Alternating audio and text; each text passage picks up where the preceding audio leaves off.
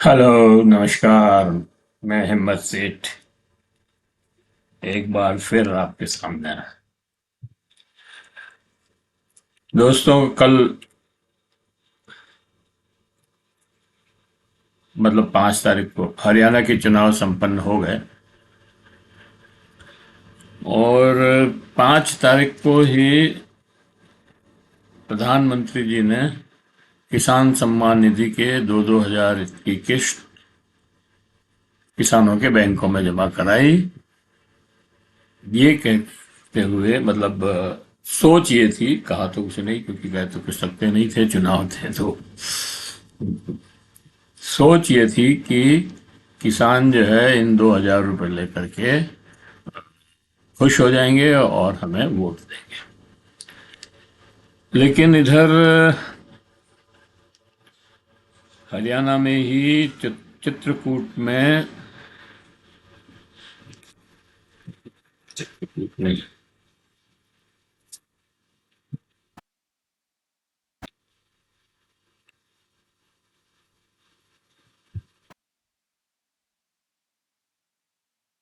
कुरुक्षेत्र में धान की खरीद नहीं हो रही है। उससे किसानों में बहुत गुस्सा है। और किसानों की जो धान की उपज है वो मंडी में पड़ी है पिछले 20 दिनों से, और कोई खरीद नहीं हो रही है उसकी। तो किसानों को अभी, एक तो मौसम बड़ा खराब है, बारिश वारिश आ सकती है, ऐसा लगातार चल रहा है। तो किसानों को एक तो उस फसल की मंडी के अंदर जो है चौकीदारी करनी पड़ रही है, और 20 दिन से बिक नहीं रहा है माल, तो बहुत परेशान भी है। ऐसे में क्या हुआ है कि लोगों ने वहां पर धान की मतलब किसान सड़क पे उतर आए, और उन्होंने वहां सड़क रोक ली, जाम कर ली, सड़क जाम कर दी और नारे लगाने शुरू हो गए। तो कुरुक्षेत्र के ये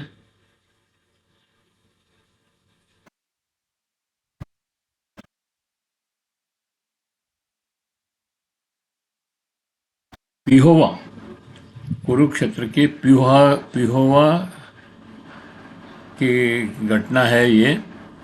और वहां पर किसान बहुत ही गुस्से में है। अच्छा, इधर कल सैनी साहब ने, आज ही बल्कि कल, हाँ, 5 तारीख को चुनाव हुए, कल 6 तारीख को मुख्यमंत्री जो हैं नायाब सिंह सैनी, उन्होंने एक बड़ा बड़ा बड़ा मजेदार बयान दिया।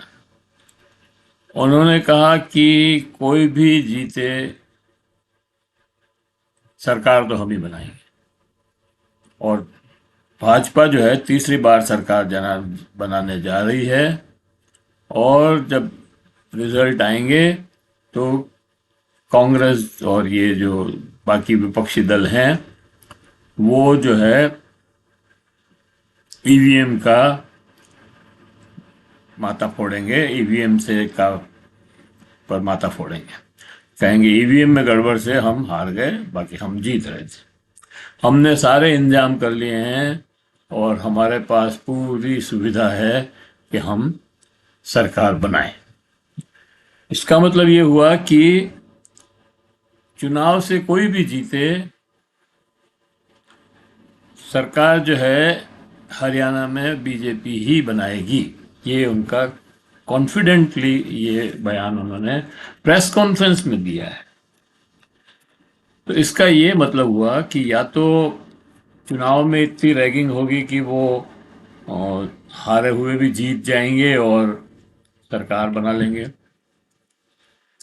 या फिर ये है कि परिणाम आने के बाद जो एमएलए जीत के आएंगे, जो विधायक जीत के आएंगे, उनको तोड़ ताड़ लेंगे।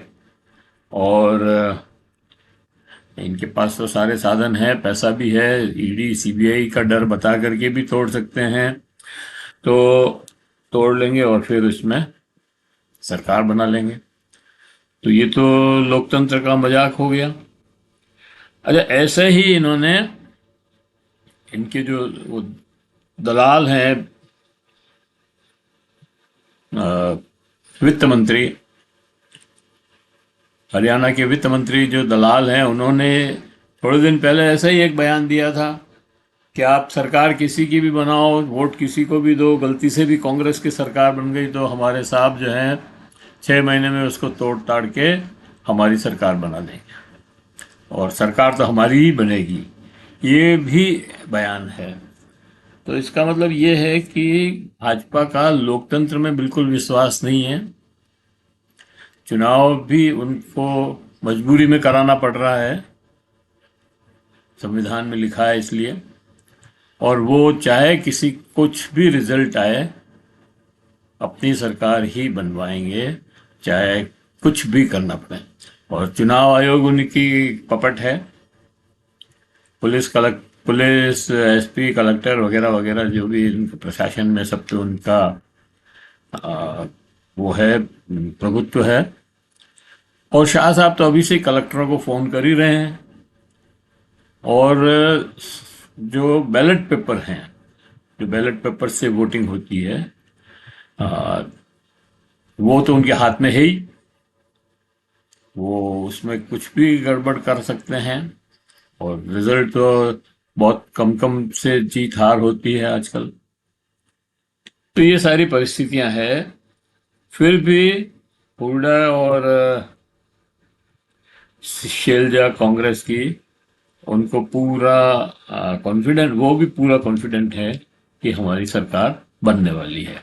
और कई पत्रकार भी ये मान रहे हैं कि ये सैनिक साहब जो बयान दे रहे हैं, ये एक तरह का नैरेटिव क्रिएट करने की बातें हैं। बाकी ऐसा कुछ होने वाला नहीं है। और सरकार तो अभी तक तो ऐसा ही लग रहा है कि कांग्रेस की बनेगी। फिर पता नहीं आगे क्या होगा। हम ये कहना चाहते हैं कि ये इस तरह से सैनी और दलाल जो बयान दे रहे हैं, ये लोकतंत्र का अपमान है। और लोकतंत्र के साथ मजाक है। लोकतंत्र का मतलब केवल ये नहीं होता कि आप चुनाव करवाओ और जीत जाओ और बहुमत की सरकार बना लो। लोकतंत्र में अल्पमत की आवाज का भी सम्मान होता है और उसे भी उतना ही प्रतिशत दिया जाता है जितना सत्ता पक्ष को दिया जाता है। तो ये है लोकतंत्र की परिभाषा। तो देखते हैं, कल कश्मीर में भी इसी तरह से चुनाव हैं। और कश्मीर में तो और 5 जो एमएलए बनाए जा रहे हैं, मतलब वो नॉमिनेट किए जाएंगे, उसके चलते सारे समीकरण बदल जाएंगे, बदल जाते हैं। क्योंकि वो 5 तो कांग्रेस बीजेपी के ही होंगे निश्चित रूप से, सत्ताधारी पार्टी के। और वहां पे भी सब कुछ हाथ में गवर्नर के ही है। लेकिन फिर भी वहां पूरी उम्मीद है कि नेशनल कॉन्फ्रेंस और कांग्रेस मिलकर के सरकार बनाएगी। अगर बहुमत में कमी रही तो पीडीपी उसकी मदद करेगी, ऐसा हमारा मानना है। क्योंकि पीडीपी इस समय ये अफोर्ड नहीं कर सकती कि वो कांग्रेस के साथ जाए। तो ये तो हो गए कश्मीर के और इसके चुनाव के, हरियाणा और कश्मीर के चुनाव। अब एक खबर मैं आपको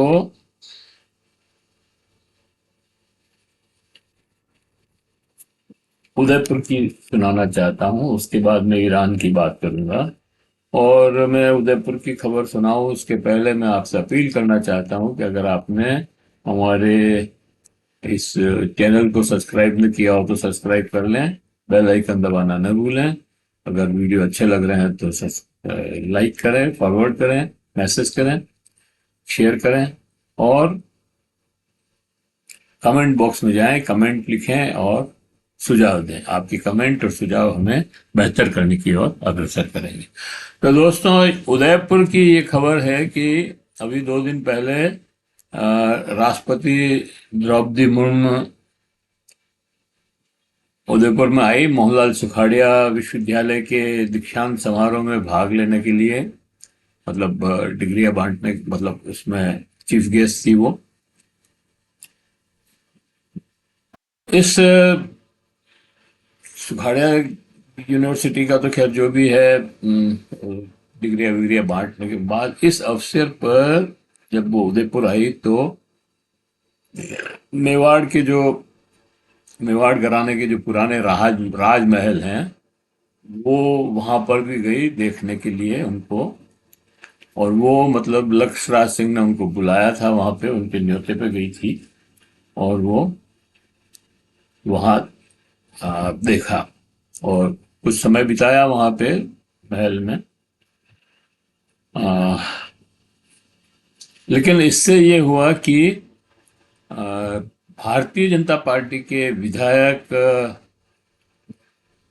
नाथद्वारा से जो विधायक हैं,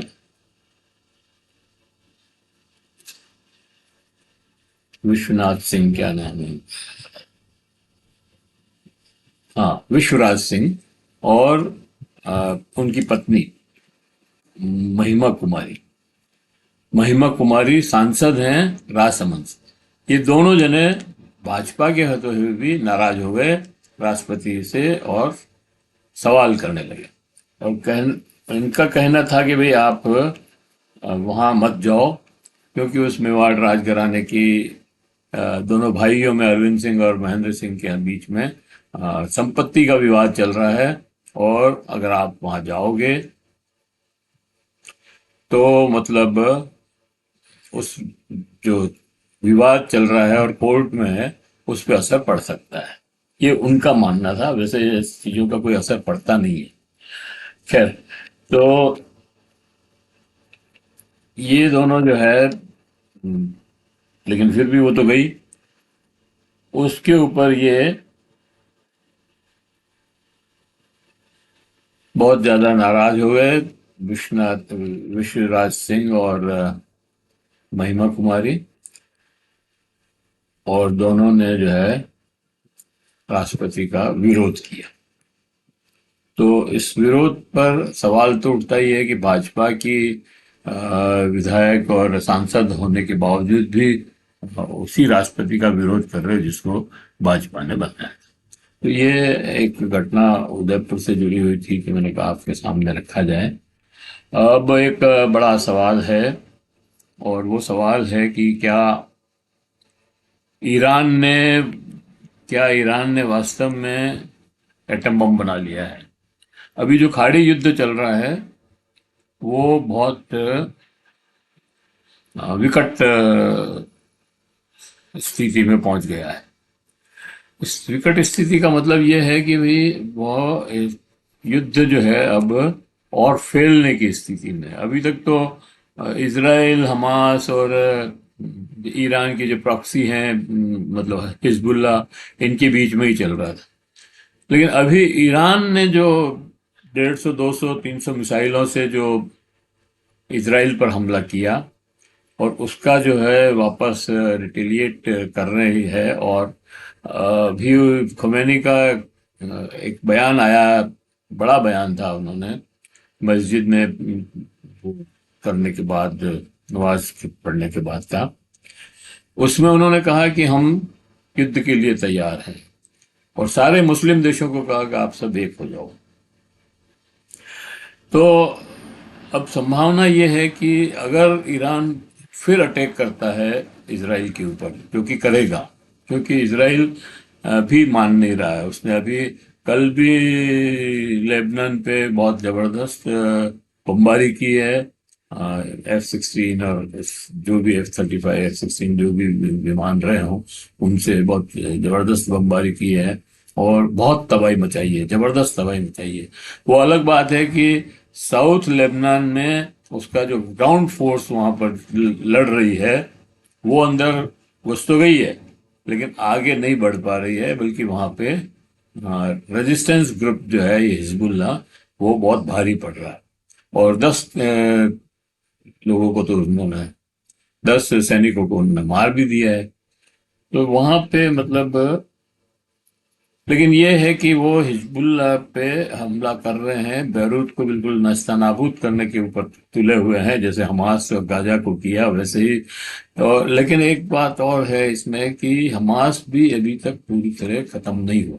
1 साल हो गया युद्ध होते होते, और हमास तो बहुत छोटी सी इकाई थी, उसको भी ये खत्म नहीं कर पाए। और इनकी A1 गुप्तचर जो मोसाद है, वो 1 साल में भी पता नहीं लगा पाया कि उनके बंधकों को कहाँ रख रखा है, और वो छुड़ा नहीं पाया। छुड़ाना की बात तो दूर है, अभी ये भी नहीं पता लगा कि कहाँ रखे हुए हैं। तो मतलब इसराइल ये सोच रहा हो कि हम हिजबुल्लाह को भी ख़त्म कर देंगे, और ईरान को भी ख़त्म कर देंगे, और सीरिया और इराक को भी ख़त्म कर देंगे, और यमन और हूती को भी ख़त्म कर देंगे, तो वो बहुत बड़े मुगालते में है। और एक और डेवलपमेंट हो गई अभी यहाँ, और डेवलपमेंट ये है कि कल आ, फ्रांस के राष्ट्रपति ने कहा कि भाई इजराइल को जो हम हथियार दे रहे हैं वो हम सब लोगों को बंद कर देने चाहिए, क्योंकि वो लड़ने के लिए नहीं बल्कि लोगों के कत्लेआम करने में काम आ रहे हैं, नागरिकों को कत्लेआम करने में काम आ रहे हैं। और वो सही बात भी है बिल्कुल। उसने 42,000 45,000 नागरिकों को मार दिया है हमास में। तो 45,000 लोग कोई हमास के वर्कर थोड़ी है, या उनके कार्यकर्ता थोड़ी है, या उनके लड़ाके थोड़ी है। तो जब आप और सारी बस्तियां खत्म कर रहे हो, स्कूल खत्म कर दिए, कॉलेजेस खत्म कर दिए, एजुकेशन बिल्कुल बट्टा बिठा दिया, अस्पतालों पर बम गिरा गिरा करके अस्पताल तहस नहस कर दिए, तो ऐसे में आपको फिर हथियार क्यों दिए जाएं? इस पे नेतन्याहू बड़े नाराज हो गए, और उन्होंने जो कल बम गिराए लेबनान में, उसमें एक बम जो है फ्रांस की एक मल्टीनेशनल कंपनी थी उसके ऊपर भी गिर गया। तो विवाद और ज़्यादा बढ़ गया। अब कहाँ जाके रुकेगा मैं नहीं बता सकता, अभी देखना पड़ेगा कि क्या होता है। तो ये तो ईरान, और कल ये भी इंतजार कर रहे थे कि कल बरसी है, वो 1 साल पूरा हो गया है उसका, जिस पर वो बम बम, आज जो है 1 साल पूरा हो गया है, जिसमें हमास ने एक बम विस्फोट किया था, और 112 लोग वहाँ, 1200 लोग मारे गए थे। तो उसका भी सोच रहे थे कि शायद ऐसा ही कोई हंगामा किसी भी तरफ से हो सकता है। चलो, तो अब जो मैं प्रश्न कर रहा था वो आ गया है। क्या वास्तव में ईरान ने अणुबम बना लिया है? ये सवाल बहुत जोर तेजी से उठ रहा है, पूरे विश्व में इस पर चर्चा चल रही है, प्रतिक्रियाएं हो रही है, क्योंकि कल आ, ईरान के बिल्कुल बॉर्डर पे जो आर्मेनिया है उसमें एक मतलब हल्का भूकंप आया, और वो भूकंप मतलब उसकी जो वेव लेंथ थी वो ईरान से मिलती है, और ईरान के अंडरग्राउंड में कहा जाता है कि एटम बम का विस्फोट करने से वो तरंगे उठी है और उससे धरती हिली है। तो ये अभी कंफर्म नहीं है। न तो ईरान कह रहा है कि हाँ हमने एटम बम का विस्फोट कर लिया है, और न दूसरे वैज्ञानिक इसको समझ पा रहे हैं। वैज्ञानिकों का कहना है कि ये एटम बम का विस्फोट हो सकता है, उससे ही ऐसे, क्योंकि इसमें जो भूकंप आते हैं उसमें वापस बैक करके दूसरे छोटे भूकंप और आते हैं। इसमें ऐसा कुछ नहीं हुआ, केवल एक ही भूकंप आया, एक ही झटका लगा और बंद हो गया। तो ये नेचुरल भूकंप नहीं था, ये कहना है मतलब। तो ये जो है अब 4.2 का भूकंप था ये। और इसकी जो सेंटर है वो अ, इसका जो एपी सेंटर जो बताते हैं कि भाई भूकंप का सेंटर कहाँ है, तो वो ईरान के अंदर ही बताया जा रहा है, जबकि ईरान में कुछ भी उसका असर नहीं हुआ। तो ये सारा खेल है। और धान की फसल तो हो ही गई है। तो अब ये मतलब लंबा हो गया है वीडियो, तो यहीं पे समाप्त करना पड़ेगा। तो समाप्त करने की पहले फिर ये अपील कि अगर आपने हमारे चैनल को सब्सक्राइब न किया हो तो सब्सक्राइब कर दें, बेल आइकन दबाना न भूलें। आ, वीडियो अच्छे लग रहे हो तो लाइक करें, दूसरों को भेजें, फॉरवर्ड करें। और अगर आपने मतलब कमेंट करें और सुझाव दें। अगर कमेंट और सुझाव, आपके कमेंट और सुझाव हमें बेहतर करने के लिए अग्रसर करेंगे। तो धन्यवाद। ये वीडियो यहीं समाप्त करते हैं। और ये अगर ईरान ने एटम बम बना लिया है और उसका विस्फोट कर दिया है, तो ये बहुत भयंकर खेल होने वाला है। अमेरिका भी इसमें कूदने वाला है। और ये विश्व युद्ध की शेप ले लेगा, क्योंकि रूस और चीन पहले से ही तैयार बैठे हैं इसमें कूदने के लिए। धन्यवाद। आगे फिर बात करेंगे।